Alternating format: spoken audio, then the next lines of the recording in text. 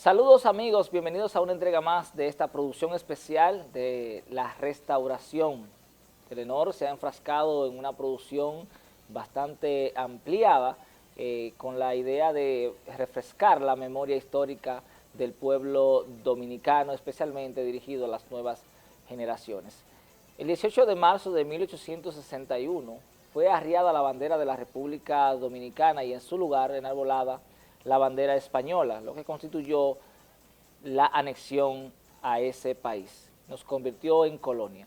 Este hecho dio lugar a una serie de acontecimientos bélicos de un grupo de dominicanos o varios grupos de dominicanos que intentaron en diferentes ocasiones restaurar la república, finalmente lográndolo en el año 1865.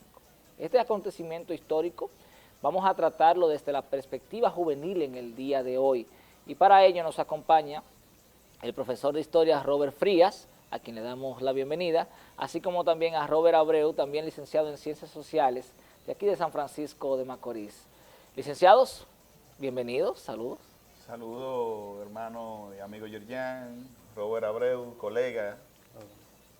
Saludo a todas las personas que pues sintonizan y están pendientes de esta programación especial por parte de Teleoperadora del Nordeste, Telenor, quien desde nuestra óptica está haciendo un aporte interesantísimo en materia histórica a toda la sociedad dominicana, porque lo que implica este trabajo es el reconocimiento de la historia y depositar en la sociedad esa información y mantener viva la esperanza, mantener viva los hechos históricos e informada a la sociedad sobre los acontecimientos históricos. Gracias pues por permitirnos servir los pocos conocimientos que nosotros tenemos sobre este acontecimiento histórico llamada Revolución de la Restauración o Guerra de la Restauración.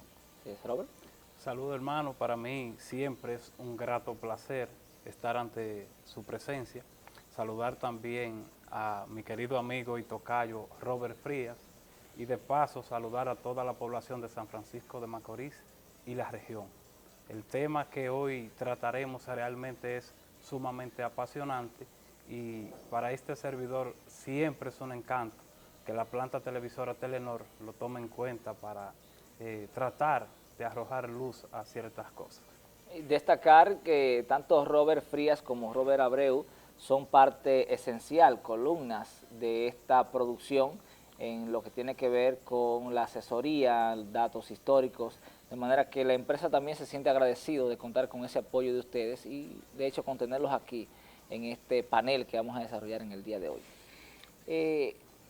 Ustedes como jóvenes, ¿qué concepción tienen de lo que fue la guerra restauradora? ¿Qué ustedes ven en ella? ¿Cómo la ven? ¿Qué sienten de este acontecimiento histórico? Robert.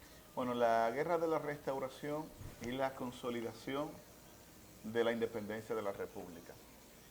Y hay unos que dicen que la verdadera independencia de la República es la restauración. Y yo difiero de esa parte. Cada hecho histórico tiene su importancia y no podemos intentar anteponer uno por encima del otro. La Guerra de la Restauración, ¿quiénes la hacen? Los mismos trinitarios, los mismos seguidores de los trinitarios. Y ahí podemos observar que el 18 de marzo, cuando Pedro Santana anexa la República a España, convirtiéndola en colonia, entonces, el primero en sublevarse o levantarse en ese sentido es el general Francisco del Rosario Sánchez del Rosario, con el levantamiento del cercado, cuando penetra por Haití, y para enfrentar esa disposición de Pedro Santana. Y esto lo expresa en una frase que dice: entro por Haití porque no puedo hacerlo por otra parte. Y si alguien pregunta quién soy, díganle que soy la bandera nacional. Y quizás el que él haya penetrado por Haití pueda dársele una connotación o una interpretación no correcta. Pero debemos precisar lo siguiente sobre las relaciones dominico-haitianas en ese momento, independientemente que los haitianos antes de la anexión habían tenido varios intentos por retomar el control de la parte este de la isla. Y es porque Haití se convierte en un aliado de los dominicanos para evitar que la naciente república fuera colonia española nueva vez. Pero no es porque Haití era, los haitianos eran condescendientes con los dominicanos, no. Lo que ocurre en este momento es que Haití, si España tenía el control de la parte este de la isla, Haití también se veía, se podía ver afectada porque también podía ser ocupada por los españoles. Y bajo este criterio es que los haitianos deciden apoyar a los dominicanos en la lucha contra la corona española. Otro aspecto a destacar en ese sentido es que España tampoco tenía grandes intenciones sobre Haití. España sí estaba enfocada en la parte este de la isla. Y Estados Unidos estaba descuidado porque estaba también en su proceso de consolidación como nación y como hegemonía o potencia mundial. Estaba en ese proceso y no le prestó tanta atención a la parte este de la isla de Santo Domingo, que sí lo va a hacer después, durante la administración de Báez, que más adelante pues nos vamos a referir en ese sentido para ir por parte como el descuartizador. Pero otro hecho que sucede en torno a las relaciones dominico-haitianas es el acontecimiento del 63, donde Santiago Rodríguez va a penetrar por Haití también, porque Haití se convirtió en esta guerra de la restauración en el principal aliado de los dominicanos. Y va a penetrar por la parte norte, Santiago Rodríguez va a penetrar por la parte norte, precisamente por la provincia de Dajabón, por el municipio de Loma de Cabrera. Y allí en Capotillo, entonces el 16 de agosto de 1863 es que se va a producir lo que nosotros conocemos como el grito de Capotillo, que es el grito que va a dar apertura a la guerra por la restauración.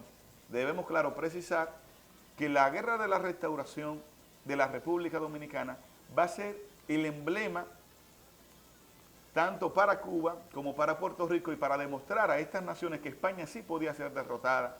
Y por eso tenemos entonces que el grito vamos a tener el grito de Yares y el grito de Lares, que van a hacer los pronunciamientos en los procesos independentistas, tanto de Puerto Rico como de Cuba. Claro, el caso de Puerto Rico fue un proceso que no tuvo la misma característica que el de la República Dominicana y que el de Cuba, porque después entonces van a pasar a ser colonia estadounidense. Robert Abreu, tú como joven, ¿qué concepción tienes de lo que fue la gesta restauradora? Para mí, hablar de la guerra restauradora es evocar una de las páginas doradas más sublimes de nuestra historia republicana. Es al mismo tiempo traer a colación el sacrificio histórico realizado por un grupo de hombres y mujeres que con estoica alegría se batieron en combate con un ejército disciplinado, como lo era el ejército español, con un solo fin, describir la palabra libertad con su líquido vital. Pero es al mismo tiempo evocar, traer a colación, rememorar uno de los conflictos bélicos más complejos que existen en nuestra historia. La guerra restauradora, por su naturaleza, por su contexto, por sus actores, es la articulación de un sinnúmero de elementos que le dan una complejidad suprema. Eso es lo que para mí significa la guerra restauradora. ¿Cuáles causas entienden ustedes que provocaron, o cuáles elementos, ¿verdad?, provocaron que el pueblo dominicano se rebelara en contra de España? Bueno, lo primero es que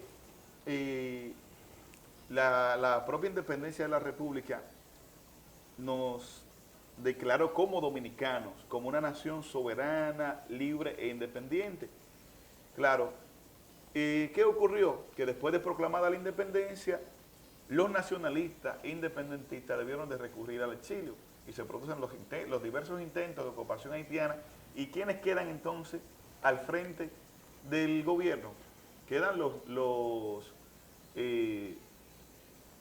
conservadores, representados tanto por Báez como por Santana, y se va a dar una alternabilidad política donde estaba involucrado Báez y Santana, y también quien presidiera la Junta Central Gobernativa, Tomás Bobadilla, quienes eran o afrancesados, o pro español, o pro inglés. Y esto entonces van a buscar, son los que van a buscar la vía y la propuesta para anexar la república a cualquiera de esta metrópoli, porque entendían que la República Dominicana, la naciente república, no podía subsistir si no era bajo el protectorado de una de estas metrópolis. A propósito de eso que acabas de mencionar, y entonces yéndonos a ese contexto, ¿se podría calificar entonces de un acto negativo el hecho de que ellos quisieran buscar un protectorado para beneficiar al país? De un acto de traición al sentir de los dominicanos, porque independientemente, desde antes de la fundación de la República ya nosotros éramos dominicanos, pero es un acto de traición a los de sentimiento nacionalista. Y así, y eso está más que evidenciado, tanto en la actitud de Santana como en la actitud de Báez. Y de hecho, uno de los elementos también que involucró a los dominicanos a defender la nación, la recién fundada república, es la manera en la cual Báez y Santana se alternan el poder.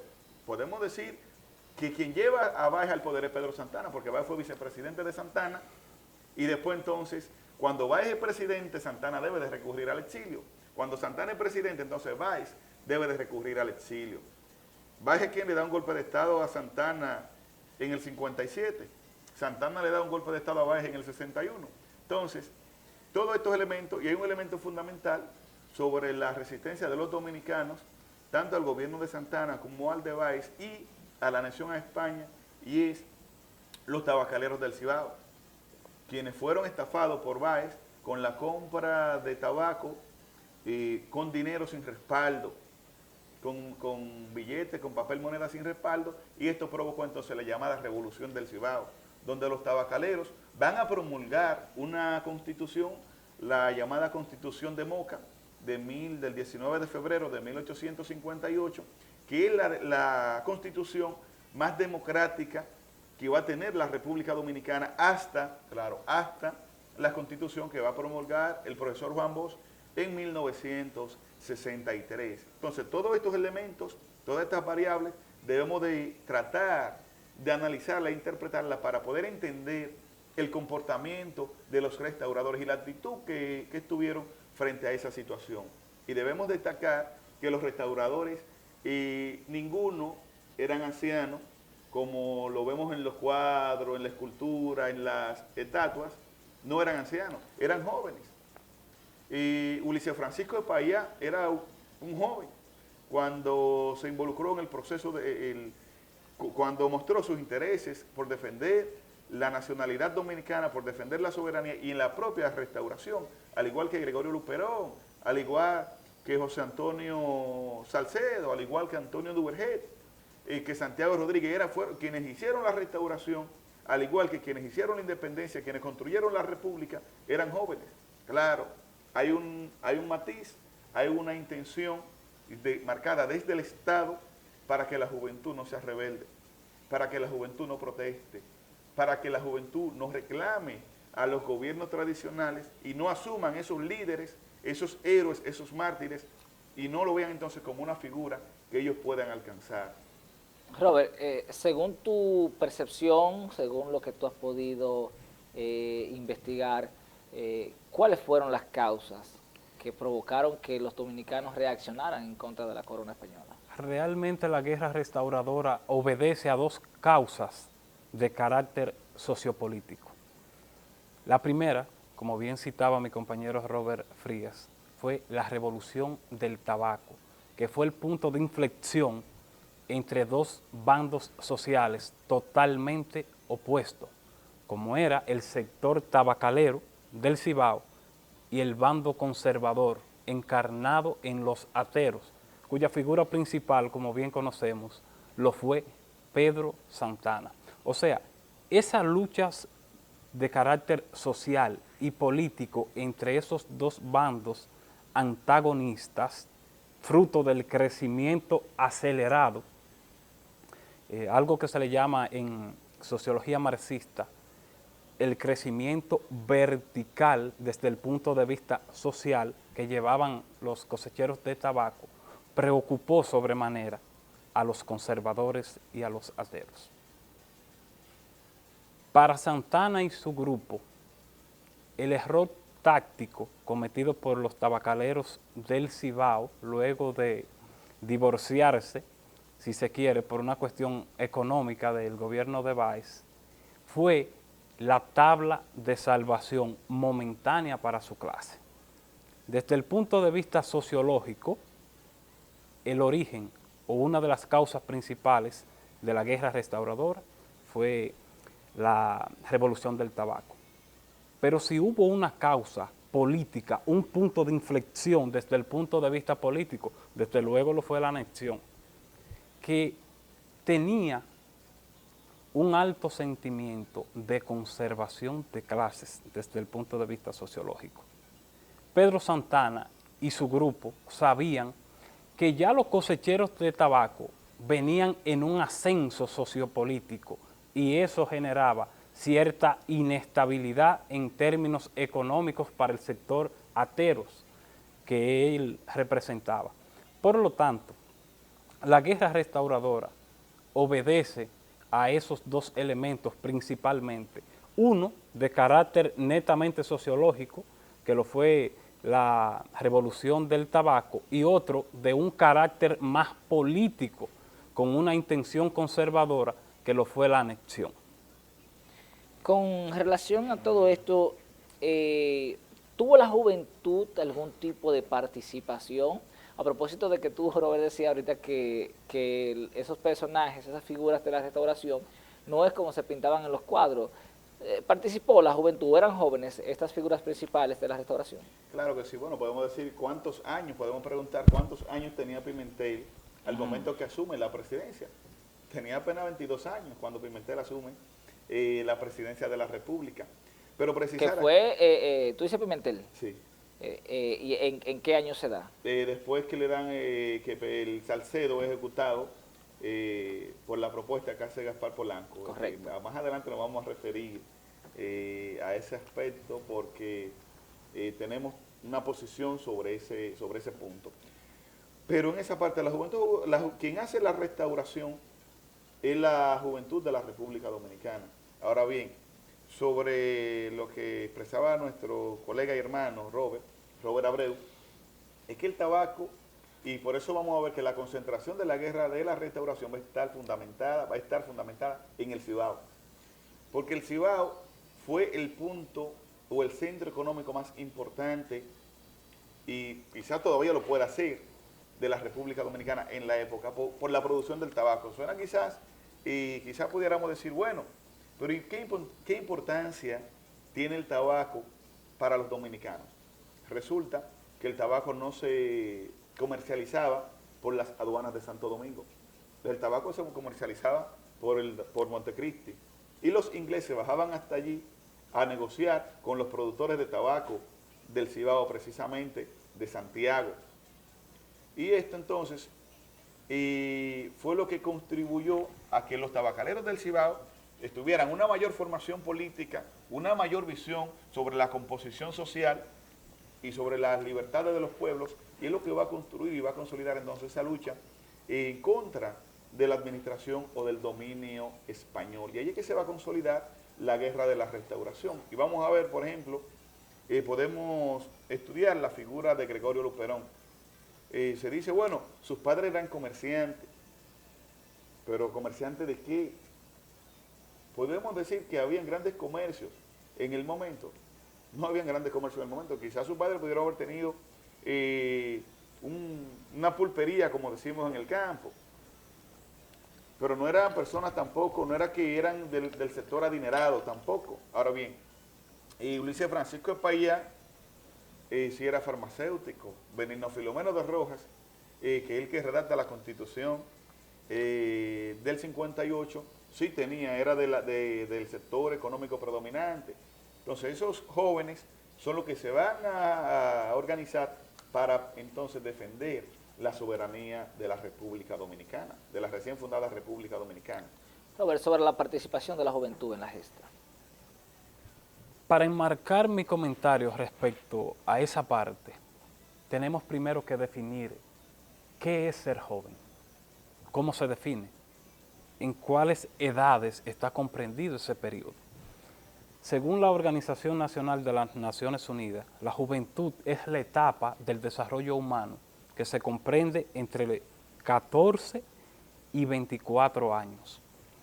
Tomando esto como referencia, a mi entender, la participación de la juventud dentro del proceso de la guerra restauradora fue muy tímido, y voy a diferir de mi compañero Robert en ese sentido, y me sustento en lo siguiente.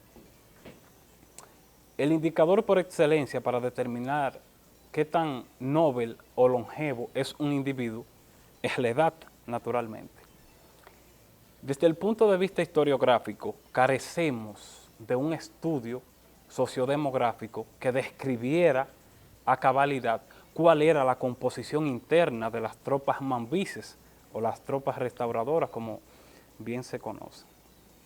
Pero de lo que sí tenemos constancia histórica es de las edades, de la procedencia de sus principales líderes militares, porque de ellos sí hay documentación. Y tomando esto como ejemplo, podemos citar algunas edades. Los 4 más jóvenes del bando restaurador que tuvieron una posición de mando desde el punto de vista político y militar, lo fueron Gregorio Luperón, que al momento de producirse la conflagración tenía 24 años, con esa edad venció a Pedro Santana. Estaba también Manuel María Castillo Medrano, oriundo de acá, de San Francisco de Macorís, quien a la sazón tenía 29 años. Estaba también Pedro Antonio Pimentel, que tenía 33 años de edad cuando se inició la conflagración, y Pedro Francisco Bonó, que hay un debate histórico acerca de cuál es el año de su nacimiento, pero el señor describe en su obra El Montero que nació en 1828, o sea, tenía 35 años de edad. Pero para establecer un paralelismo desde el punto de vista sociodemográfico, en términos de edad, ¿cuáles eran los más longevos? ¿Cuáles eran los de mayor edad? Ahí estaba Santiago Rodríguez con 54 años de edad al momento de que se produce el grito de Capotillo. En buen dominicano ya ese señor estaba masticando el agua. Y José María Cabral, José Antonio Salcedo y Gaspar Polanco con 47 años respectivamente. Tú haces un análisis sociodemográfico y encuentras que la media de edad de los líderes restauradores era aproximadamente de 40 años de edad. Una total contraposición, si nos vamos un poquito más atrás de la historia, exacto, a la independencia. Con la independencia, cuya media era 21.9 años. Esa sí fue realmente una conflagración movilizada por jóvenes. En sentido general, mi amigo Yerjan, Robert y amigos televidentes, la guerra restauradora fue una guerra campesina bajo un liderazgo urbano, matizada sobre todo por personas que ya habían trascendido el rango de la juventud, si tomamos como parámetro lo que ha establecido la Organización de Naciones Unidas. Sí. Con relación a la propia ley de juventud actual de la República Dominicana, establece, lo ubica entre 35 años la edad límite de la juventud. Así es. Sobre eso, por ejemplo, en base a lo que expresa el compañero, sí, Santiago Rodríguez ya estaba, ciertamente, estaba en edad avanzada. Ahora bien, a Santiago Rodríguez lo citamos en el hecho del grito del Capotillo, pero ¿quién se va a convertir en el principal representante, líder, héroe y mártir de la restauración? Es Gregorio Luperón, que apenas era un jovencito, y era un jovencito en el proceso de la restauración, y cuando pues la reina Isabel II deroga y autoriza la salida de las tropas españolas de la República Dominicana. En eso que nosotros sustentamos nuestro argumento de que quienes proclamaron la restauración de la República, quienes lucharon por la restauración de la República, fueron jóvenes. Además, otro elemento, por ejemplo, sobre el concepto de los Mambí, es un concepto cubano. Aquí llamamos guerra de guerrilla. Lo que pasa es que en Cuba, estuvo en el proceso independentista de Cuba, estuvo un nieto de Mella, que Mella es el ideólogo de la guerra de guerrillas, y allí él aplicó los conocimientos de su abuelo para el proceso independentista de Cuba. Para la República Dominicana, guerra de guerrilla, que va a ser utilizada en el proceso de la independencia de la República y va a ser utilizada también en la guerra de la restauración. Y podemos pues ubicar o precisar un aspecto incluso en la zona urbana, que era Santiago, donde está la fortaleza San Luis, precisamente cuando los españoles que tuvieron el control de la ubicación geográfica de la fortaleza San Luis, estaban allí porque es la zona más alta de Santiago y estratégicamente era el lugar donde los restauradores tuvieron mayor resistencia por parte de las tropas españolas. ¿Qué hacen los restauradores? Incendian esa zona. ¿Para qué? Para evitar que los españoles pudieran abastecerse de alimentos y obligarlo entonces a salir, a abandonar esa zona. Y en esta parte está enfocada, es uno de los puntos que establece Matías Ramón Mella en el manual de guerra de guerrillas.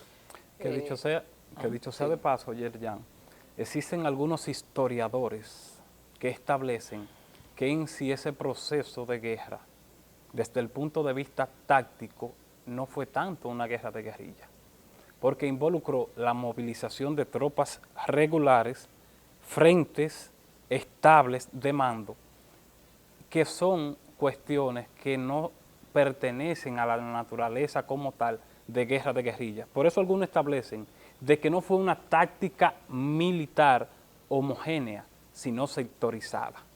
Pero esos son debates históricos muy interesantes que quizás a través del tiempo podríamos nosotros hasta formar parte de ellos.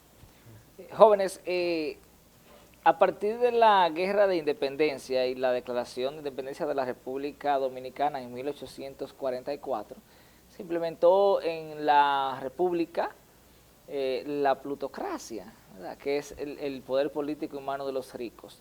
Cuando investigamos, cuando leemos sobre tanto la restauración como la guerra de independencia, encontramos acá que la mayoría de los participantes eran ricos, eran poderosos.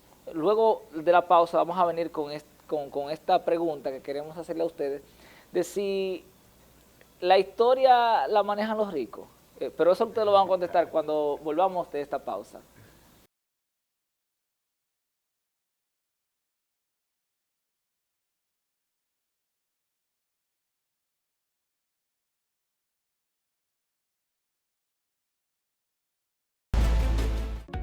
Vacúnate y ponte HD. Recibe un mes del paquete HD que prefieras. Realiza un pago. Envía la foto del comprobante y tu tarjeta de vacunación con la segunda dosis al centro de atención al cliente por WhatsApp 809-725-0808. Selecciona uno de los 5 paquetes HD disponibles y disfrútalo por 30 días sin costo. Oferta válida del 30 de junio al 31 de agosto. Otras condiciones aplican. Telenor.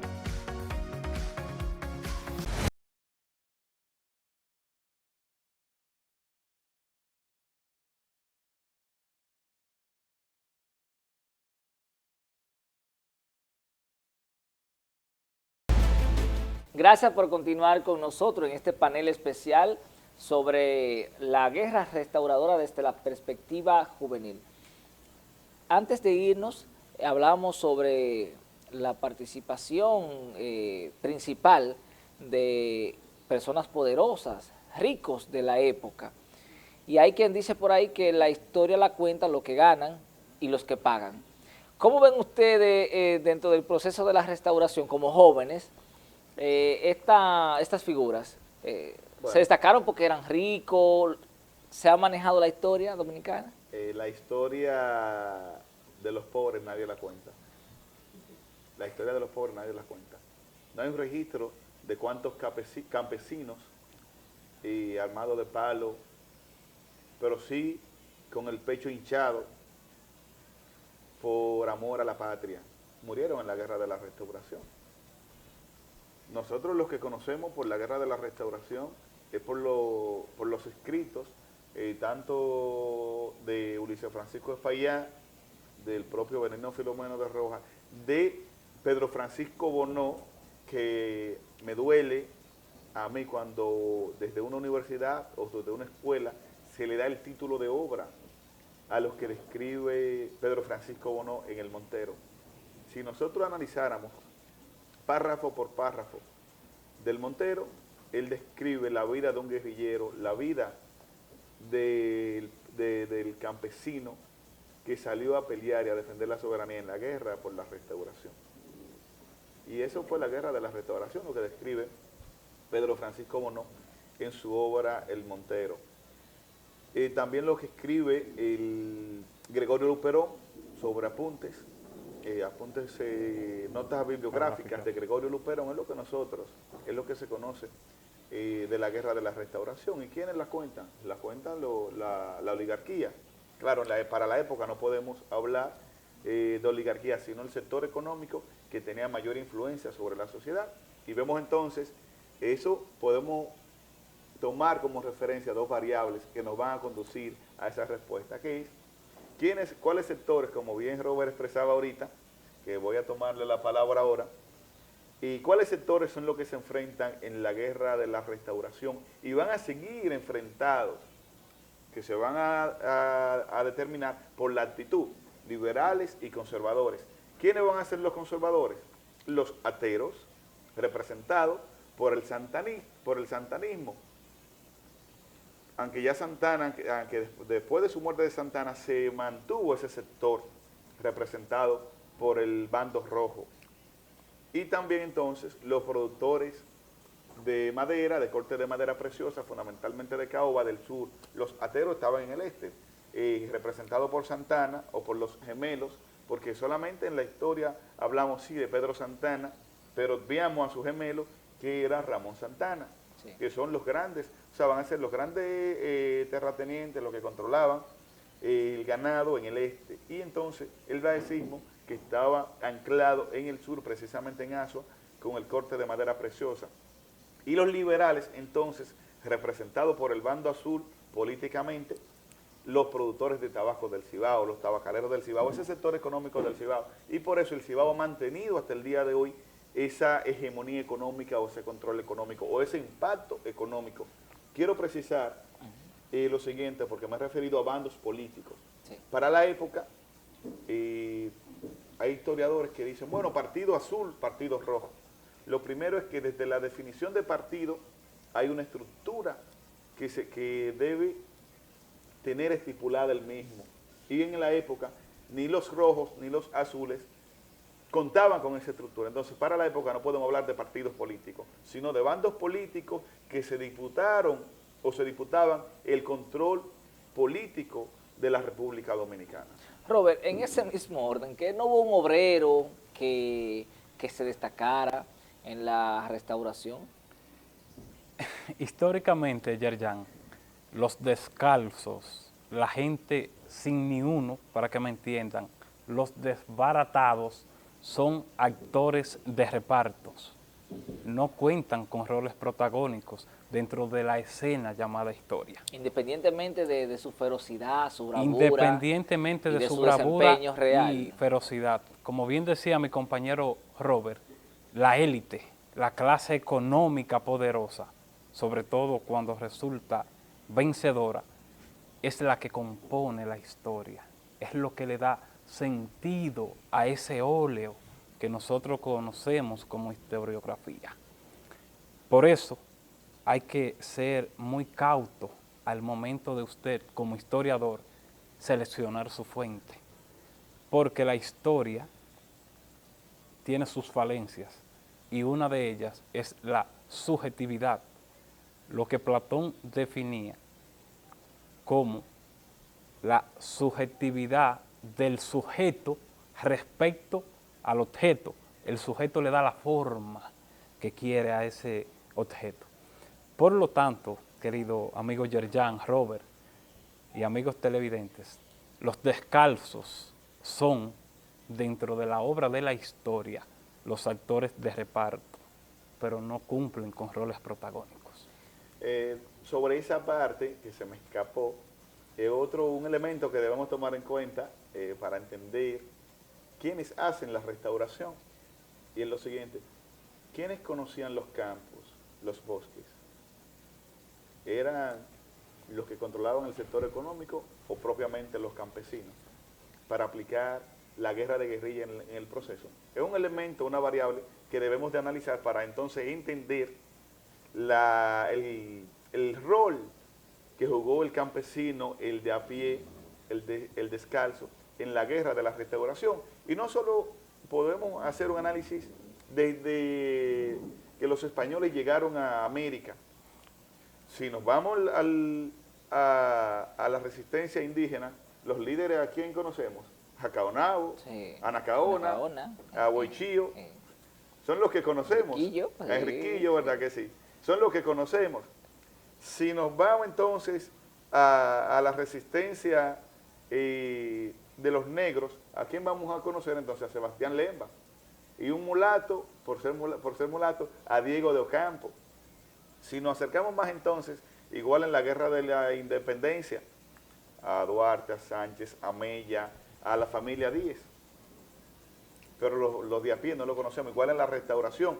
En el 16 conocemos, claro, ahí sí se conoce la figura de una persona de a pie, de escasos recursos, que es el caso de Gregorio Urbano Gilbert. Sí. Pero se le reconoce, no, de hecho buscamos información sobre Gregorio Urbano Gilbert y nos cuenta los datos que podemos encontrar. Bueno, si la primera resistencia a la intervención del 16 en San Pedro de Macorís, con un revólver del 5 tiros, cuando estaban desembarcando lo enfrentó y se echó a la huida, y ya eso es lo que encontramos. Y después encontramos a Gregorio Urbano Gilbert entonces en Nicaragua, siendo el hombre de confianza de Sandino, y después lo encontramos entonces en abril del 65, pero si nos vamos a abril del 65, nos vamos a encontrar entonces que esa élite también militar y social es que son los héroes de la guerra y revolución de abril del 65. Entonces, en conclusión, tenemos Entonces, una historia injusta. la historia se escribe con tinta cara. Definitivamente. Y en esa misma tesitura, a este servidor le resulta chocante, ya que padece de un síndrome que yo me he autodiagnosticado como hipersensibilidad intelectual. Me causa cierto dolor de cabeza cuando escucho de manera recurrente a historiadores decir que la guerra restauradora fue obra de hombres que andaban en harapos, de personas de a pie, de desarrapados, de personas carentes de todo tipo de fuerza económica. Nada más falso que eso. Si hacemos un estudio o una visión rápida, general, en cuanto a los principales líderes militares de la justa, nos daremos cuenta de que los individuos no eran desarrapados. Al momento de producirse la guerra restauradora, Gregorio Luperón tenía un corte de madera en Sabaneta de Yásica. Eso no era una actividad de un desarrapado. José María Cabral tuvo el privilegio de viajar a Inglaterra a instruirse en actividades comerciales. Eso no era un privilegio que lo tenía un desarrapado. José Antonio Salcedo se dedicó en Puerto Plata al corte y exportación de madera preciosa. Eso no era una actividad de un desarrapado. Como tampoco el propio Polanco, caramba, que la historiografía tradicional lo ha vendido como el analfabeto, como una manera de denigrarlo, como el Nerón dominicano, como el tipo que disfrutaba del fuego mientras consumía la ciudad de Santiago. No, él también procedía de una familia de recursos económicos sólidos. Por lo tanto, reproducir en el tiempo tantas veces que la restauración fue obra de los hombres de a pie es una falacia de carácter histórico. jóvenes, con relación a todo esto, ¿entienden ustedes que la juventud dominicana está consciente del sacrificio que hicieron estos héroes que hemos mencionado y los que no hemos mencionado, ¿verdad? Porque hay que ser justo y mencionar también aquellos que murieron en el anonimato? ¿Están ustedes o creen ustedes que la juventud está consciente de ese sacrificio? No, porque eso está, el que la sociedad, y no ni siquiera solo, no podemos limitarnos solo a la juventud. En la agenda del Estado o en la agenda de los gobiernos que ha tenido la República Dominicana, ese es un tema de agenda. ¿Cuál? Que la sociedad no conozca a profundidad su historia, no conozca sobre los mártires, sobre los héroes, sobre los líderes que ha tenido la República Dominicana y sobre la sangre que se ha derramado para tener una nación que hoy se llame República Dominicana. Porque eso tiene una razón lógica, y es que si la juventud dominicana asume el compromiso de nuestros padres de la patria, de nuestros restauradores, de los que resistieron en el 16, de los que resistieron en el 65, de los que se lanzaron a las calles en el 84, en 1984, entonces esa juventud dominicana va a ser rebelde, va a ser una juventud, va a ser una sociedad que le va a exigir a los gobiernos cumplir con las necesidades básicas y fundamentales de los pueblos, de las comunidades. Entonces, por eso, claro, ese es mi análisis, eso es lo que yo entiendo. Entonces, por eso, desde el sistema educativo público y privado de la República Dominicana se margina el contenido histórico, social y político de nuestra nación, para no construir jóvenes con una actitud, una capacidad de análisis, una juventud que pueda interpretar y que pueda interpelar al gobierno o a los gobiernos a cumplir con lo que realmente le corresponde. Y fíjate hasta qué punto incide esto. Cuando una persona tiene una función pública, ¿qué dice la sociedad? Tú eres empleado del gobierno. Y eso es falso. Usted es servidor público. Y el Estado debe ser garante. Cuando me refiero al Estado, me refiero al gobierno como administrador del Estado. Debe ser garante de que los dominicanos tengan un empleo digno. Pero si no conocemos, si no podemos ser, si no tenemos la capacidad de hacer análisis, de ser crítico, porque eso solo se construye sobre la base del estudio histórico, sobre la base del estudio histórico que se construye esto, entonces vamos a tener una sociedad como la que tenemos hoy en día. Y por eso, esa es una de las razones que yo tomo en cuenta para entender que el desconocimiento de la historia en la República Dominicana está en la agenda política, para no tener entonces esa sociedad despierta. Porque si nosotros dijéramos aquí, ¿por qué Duarte decidió proclamar la independencia o ser el ideólogo de la independencia de la República? Es por los males que hoy aquejan la República Dominicana. Los restauradores, porque por los males que aquejaban en aquel momento la República Dominicana y que todavía se mantienen, a tal punto que yo soy capaz de decir que todavía en la República Dominicana, y no es la primera vez que lo digo en un espacio de estos, todavía en la República Dominicana nos siguen gobernando santanistas y baicistas. Robert Abreu, con relación a esto, ¿piensas tú que la juventud dominicana está consciente de ese sacrificio que hicieron los restauradores? Desde luego que no, Yerjan, Robert y amigos televidentes. La juventud dominicana ha sido inducida a un proceso, a un sometimiento que en términos sociológicos se llama anomia, que es crear una nebulosa de confusión que no le permita redireccionar su pensamiento hacia cuestiones sólidas de carácter social ni histórico, que ya yo creo que ha degenerado en una amnesia sociohistórica. La juventud no conoce a sus mártires, a sus próceres, razón por la cual les resulta una cuestión totalmente difícil para ellos reproducir ese esfuerzo y ese sacrificio. Pero como bien señalaba mi compañero Robert, eso ha sido algo programado de manera sistemática por los gobiernos que hemos tenido. Aquí no conviene que la juventud se instruya, que sean capaces de movilizar un pensamiento autónomo, que se conviertan en portadores e impulsores de progreso y de cambio. No, no, no, no. Es más conveniente mantenerlo acéfalos, porque se convierten en una masa maleable, manejable, que tú, como político, como figura dentro de la vida pública, puedes darle la forma que a ti te plazca. Por lo tanto, no responsabilizo directamente a la juventud del proceso de anomia en que vive, sino más bien que es un proceso sistemático, diseñado por la élite rancia que nos ha gobernado históricamente.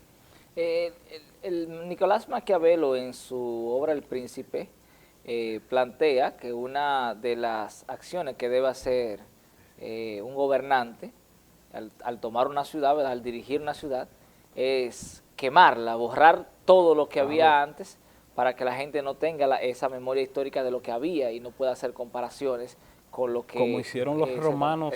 ¿Entienden con ustedes Atenas? que aquí se está aplicando entonces? Que aquí se está aplicando, no, que se ha aplicado siempre. De hecho, aquí no hay continuidad del Estado. Y me voy a situar en San Francisco de Macorís. Y voy a poner una obra de ejemplo. La UAS Recinto San Francisco de Macorís. Los dos primeros pabellones, el edificio A y el edificio B, ¿en qué gobierno se construyeron? Hipólito Mejía, no fueron. En el de Hipólito Mejía. Sí. Entonces, los demás, la parte de atrás, el C, el F, el H, el G, ¿en qué gobierno se construyeron? Leonel. Entonces, si analizamos esa obra, vemos que los de edificios de abajo están por debajo del nivel de la calle y los de atrás entonces están sobre el nivel de la calle. Es una estrategia para marcar una diferencia entre un gobierno y otro. Los centros que se construyeron después de Hipólito Mejía, de la UAS, tienen una infraestructura distinta a lo que se construyeron en los del PRD, en el gobierno del PRD, para que eso es para marcar una diferencia. Sobre la economía, también no hay continuidad del Estado. Entonces, eso es lo que hacen los gobiernos, aplicar lo que dice Maquiavelo, borrar todo lo que hay detrás. Y imponga usted. Ese es el criterio. Y no que del PLD, del PRD, no. Todos los gobiernos que ha tenido la República Dominicana han aplicado el príncipe de Maquiavelo de manera vertical. De manera vertical. Desde que se funda la República hasta el día de hoy. Y vemos... otro elemento a tomar en cuenta es el sistema judicial independiente. Yo me pregunto, ¿independiente de qué? ¿De quién es independiente? Y esto lo decimos con toda responsabilidad. Entonces, eso es aplicar el príncipe, lo que establece el príncipe, el Maquiavelo en la obra El Príncipe, como administración pública de manera vertical. Aprovechando que Robert menciona la universidad, que debe de ser el escenario ideal para formar individuos capaces de movilizar valores éticos, profesionales y morales.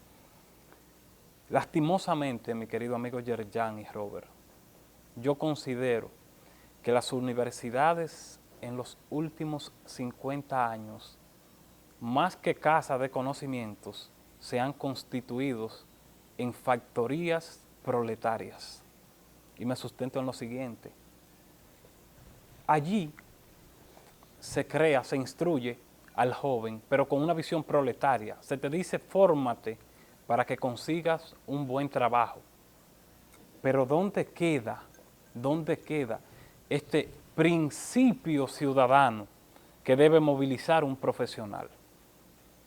No estoy responsabilizando directamente a la institución, sino al sistema que impera, ya que por lo tanto se están creando individuos que no son civilistas, se están formando habitantes, no ciudadanos, y eso es un problema complejo en una sociedad como la nuestra. El maestro Roberto sobre Santos. Eso que expresa, disculpe hermano. Sí, adelante. Sobre eso que expresa el compañero Robert, el colega y tocayo, y es una agenda, eso está en la agenda mundial. Eso no es exclusivo de la República Dominicana. Eso es política neoliberal. Es una política que está trazada desde ese sistema imperialista norteamericano Y para entender esto, hay un libro interesantísimo, no es tan fácil conseguirlo, que se llama, de Juan Bosch, Imperialismo, sustituto del capitalismo. Y desde ahí entonces podemos entender ese sistema neoliberal, que lo que está creando no son profesionales en el mundo, no, lo que ese sistema está creando son obreros de zona franca. Y la República Dominicana es el mejor ejemplo que tenemos en ese sentido. En la República Dominicana ahora mismo el sistema educativo, ¿cuál es el currículum que está usando, que está trabajando? Es el currículum por competencia. Entonces, ¿qué le está enseñando al estudiante, al ciudadano? Que usted debe entonces de emplearse, no que usted no de emprender, sino que usted va a ser un obrero de zona franca, usted va a trabajar por un salario. Y eso está en la agenda mundial.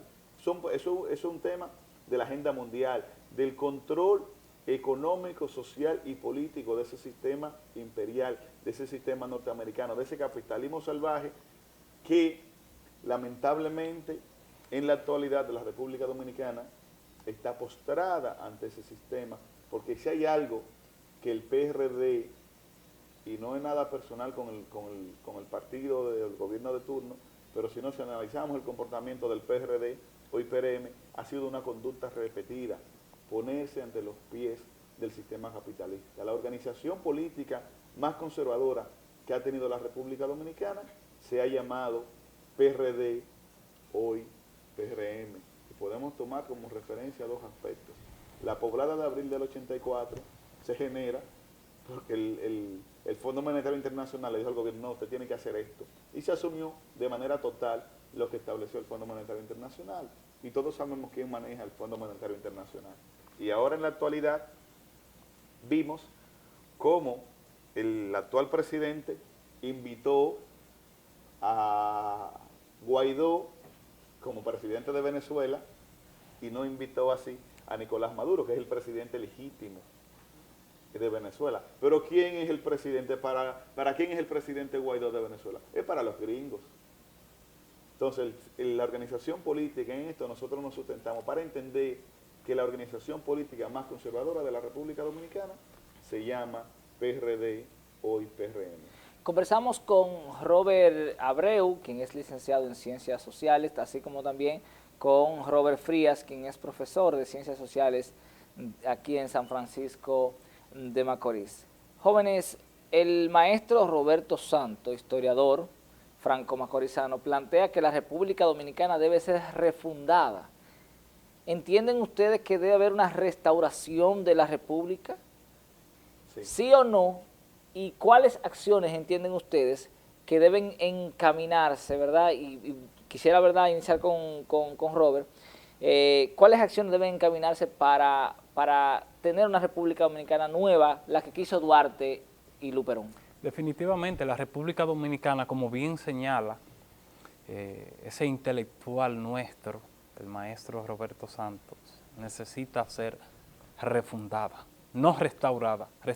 Restaurado podría estar algo que aún pueda tener cierta vida útil. Lo nuestro necesita un cambio radical. Y entiendo que las acciones más correctas en ese sentido sería instruirnos, especialmente los jóvenes. Nosotros como sector social, casi mayoritario en la población dominicana, tenemos una misión histórica, que es la de revolucionar esa estructura social, política y económica que nos ha gobernado ya casi de manera secular. Entiendo que la educación, como el mecanismo de transformación ideológica, económica y social, sería la plataforma ideal para nosotros los jóvenes, promover un cambio radical que restaure la vergüenza y la dignidad nacional en todos los órdenes, en todos los flancos, porque sencillamente la situación que ha atravesado nuestro país en los últimos 50, 60, 70 años ha sido caótica y por lo tanto ya la juventud necesita reclamar su espacio histórico, como palanca, como ente de transformación. Por lo tanto, en sentido general, yo considero de que una de las formas de restaurar lo que quizás queda bien en nuestra patria es nosotros asumiendo un rol desde el punto de vista educacional que pueda dar al traste con una transformación. Robert. Bueno, Rafael Yarjú Mejía hace algunos apuntes importantes en un libro que se llama así mismo, Refundar la República. Sobre esa base, lo primero que debe cambiarse es el sistema político. Un sistema político rancio, un sistema político que sirve a la oligarquía, al sistema capitalista, y desarrollarse entonces un sistema político serio donde se le dé participación a los dominicanos. El pueblo aquí no tiene decisión. Elegimos unos senadores que no representan la provincia por la cual fueron electos, sino que representan más su organización política y orientado así sobre lo que quiera el partido o lo que le convenga al partido, no hacia el país. Al igual que diputados que lo que van allí al Congreso es a aprobar lo que diga mi presidente, lo que diga mi partido y a negociar. Entonces, todo esto, sobre esa base, debemos refundar la República. Y podemos traer un tema, porque me gusta siempre hablar con ejemplos, con práctica, con la realidad. ¿Qué ocurre? Ahora hay una lucha que se está constituyendo a nivel nacional, la coalición por la seguridad social digna. Las AFP en la República Dominicana y las ARS son un negocio para el sector empresarial, para la oligarquía. Los dominicanos no tenemos seguridad social, no tenemos una administradora de riesgo laboral que cumpla con el afiliado. Asimismo, no tenemos tampoco una administradora de riesgos de salud que cumpla con lo que necesita o demanda realmente el ciudadano. Y tomando todos estos elementos como base, entonces es lo que nos indica a nosotros que debemos refundar la República. Ahora bien, ¿de qué manera lograremos esto?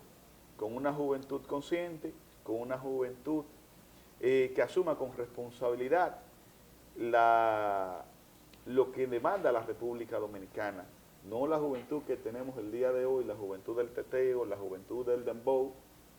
Claro, no todo es malo en esto, no todo es malo. Ahora bien, necesitamos una juventud consciente, una juventud que se instruya, una juventud que se eduque, que lea, para poder construir el conocimiento y entender ciertamente qué es lo que le conviene a la República Dominicana. Entonces, desde allí, empujando desde abajo hacia arriba, poder construir y tener una mejor nación, una mejor República Dominicana, donde los gobernantes le garanticen a los dominicanos las mejores condiciones de vida, que están consagradas en la Constitución de la República, pero que por desconocimiento y por lo que expresábamos ahorita, porque está en la agenda política, en la agenda de los gobiernos que hemos tenido, los dominicanos desconocemos esa parte y no le exigimos entonces a nuestros gobernantes que cumplan con esa parte, porque tenemos el derecho a la salud, el derecho a la alimentación, el derecho a la vivienda, es más, el derecho al libre tránsito, que por aquí yo voy saliendo ahorita de aquí y me para una patrulla y me llevan preso,